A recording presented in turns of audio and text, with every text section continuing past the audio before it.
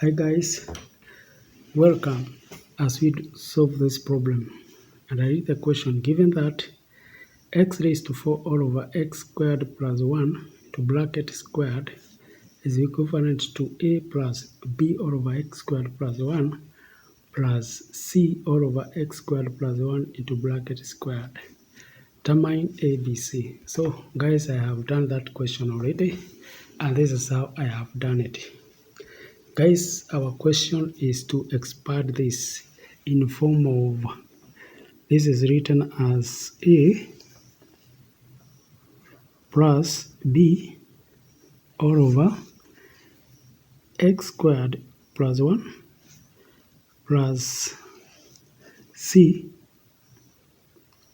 all over x squared plus 1 squared. So guys, we are now doing what we call partial fractions. We are finding the partial fractions of this fraction. So the first thing we are going to do is to expand x squared plus 1 squared. We expand that. Guys, when we expand that, this is what we are going to find. When we expand x squared plus 1, our solution is going to be that. From there, guys, is where now we are going to come and now divide. We are now going, because guys, as you know, we cannot find partial fraction with the x raised to 4 and x raised to 4 here. This one must be 1 degree less than this, and so therefore the first thing we are going to do, we are going to divide x4 divided by x, that is this x4 plus 2x squared plus 1, like that. So guys, that's what we have done here. When we come to divide, guys, this is what we have. We have looked for a number that if you multiply with this one, you get x4. That is, the first one is 1. When multiplied by x4, you get x4. And then these are going to be 0 because we don't have coefficient of x cubed. We write it as 0. Coefficient of x squared, we write it as 0. Of x, we write 0. And the constant, guys, we also write 0. We only have x raised to 4.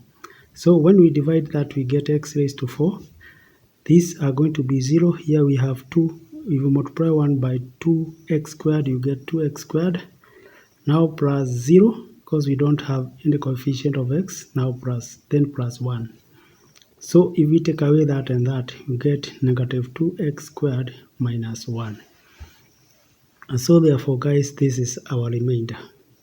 And therefore, we are going to have 1 plus this all over that. And that's what we are going to have here. This is what we have, guys. As our result, we have 1 plus, this is now minus. You can move the minus in front so that this one becomes plus all over that. Guys, from there now, we already have found 1, that is a.